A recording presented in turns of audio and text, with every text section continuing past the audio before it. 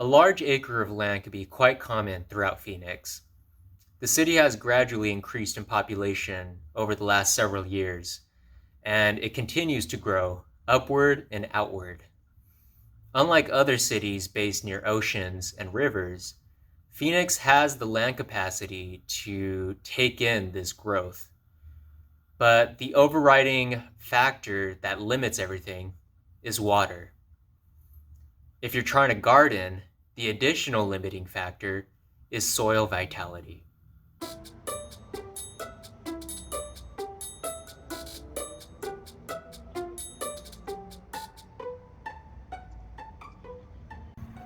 We have a field called the Pasture Plot that accounts for roughly 1/4 of our whole farm. It sits in a comfortable square surrounded by auto parts stores and a school. Measuring at roughly 140 feet by 140 feet, or in metrics, this is 43 meters by 43 meters, it is spacious terrain for an inner city neighborhood. It is the main site where the GIP Farm's animals reside and graze. The field has become a visually beautiful sight, with a sinister effect. Some clovers and grass had found their spots, but the dominating weed was Onchocyphon pilulifer, known colloquially as globe chamomile or stinknet. A cursory internet search suggests that this introduced plant has become a staple in the Phoenix area during spring blooms, and it makes itself very welcome in our yard especially. Our goats, sheep, pig, and tortoise do not eat globe chamomile, and the spherical yellow pollen is a titillating allergy bomb with a pungent smell. An additional characteristic of this plot is that several sections were used as a dumping site. The crew who created GIP Farm's spaghetti plot had used a caliche and cement mixture for garden bed walls. The leftovers from that mixture were dumped into the pasture plot, creating a rough exterior.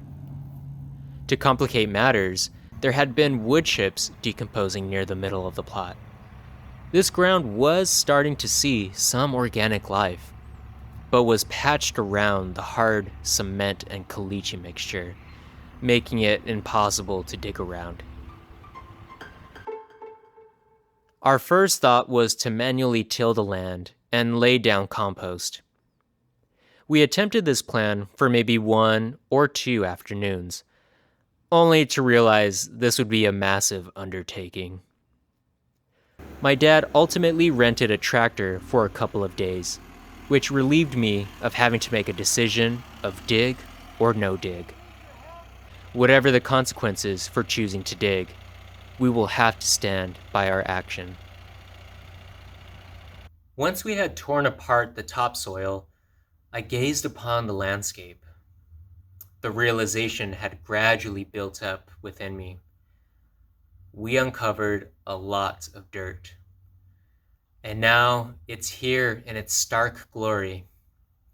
I am overwhelmed by the effort we will have to give to this plot.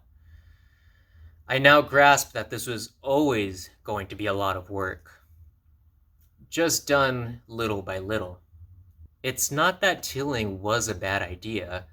If anything, it allows us to take out a lot of the guesswork of this dirt and start from scratch with the new landscape. But seeing the panoramic view, there's no denying this is a long-term goal.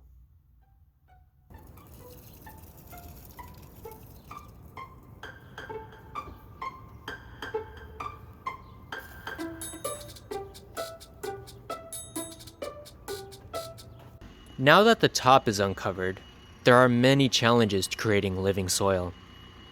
One study found that extremely hot soil surface temperatures was a primary factor for nitrogen loss in desert landscapes. In this case, over 120 degrees Fahrenheit or 50 degrees Celsius. According to another source, by leaving the pasture bare of plants, we are increasing the occurrence of soil erosion. How might our pasture plot be impacted now that there is no weedy ground to cover and shield it? I have a tendency to swoon over methods within the natural farming camp, but unconsciously I end up choosing intensive gardening methods. This is the never-ending seesaw for many of us who have limited time, resources, motivation, and ancestral knowledge. I sense that we sealed ourselves into a process, one that we have to accept and patiently nurture.